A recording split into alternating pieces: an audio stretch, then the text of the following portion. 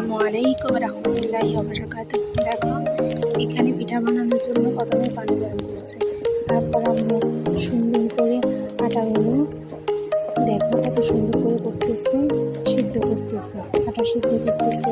তারপর আটার মধ্যে চালের গুঁড়া দিতেছে, সিদ্ধ করতেছে আটাগুলো।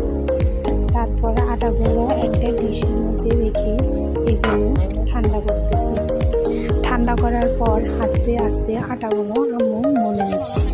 দেখো কত সুন্দর করে আম্মু আটাগুলো মলতেছে। তারপর এখানে এক এক করে আম্মু আটাগুলো মলে 3টা দলা করে নিল। তারপর আস্তে আস্তে আম্মু রুটি বানানো শুরু করলো। কত সুন্দর করে দেখো আম্মু রুটি বানাচ্ছে পিঠা বানানোর জন্য। আস্তে আস্তে গোল গোল করে রুটি বানাবে, তারপর সুন্দর করে পিঠা বানাবে। আম্মুর পিঠা বানানো রুটি বানানো আম্মু শুরু করতেছে। এদিকে আমরা পিঠা বানানোর জন্য প্রস্তুতি নিচ্ছি, সবাই এক এক করে বসে গেছি। আম্মু রুটি বানানো একটা একটা করে রুটি বানাচ্ছে গোল গোল করে। তারপর দেখো কয়টা রুটি বানাচ্ছে, আম্মু এক এক করে অনেকগুলো রুটি বানাচ্ছে আস্তে আস্তে করতেছে। তারপর আম্মু দেখো কত সুন্দর করে চিকন চিকন করে স্লাইস স্লাইস করে পিঠাগুলো কাটতেছে।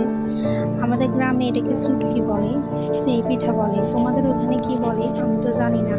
দেখো আমরা কত সুন্দর করে আস্তে আস্তে সেই পিঠাগুলো বানাচ্ছি আর বানাচ্ছি। আমার পাশে ছিল আমার আম্মু, আমার ভাবি, আমার এক আন্টি, সবাই মিলে আমরা সেই পিঠাগুলো আস্তে আস্তে সুন্দর করে বানাচ্ছি এক এক করে, এবং সবাই অনেক হাসাহাসি করতেছি, মজা করতেছি।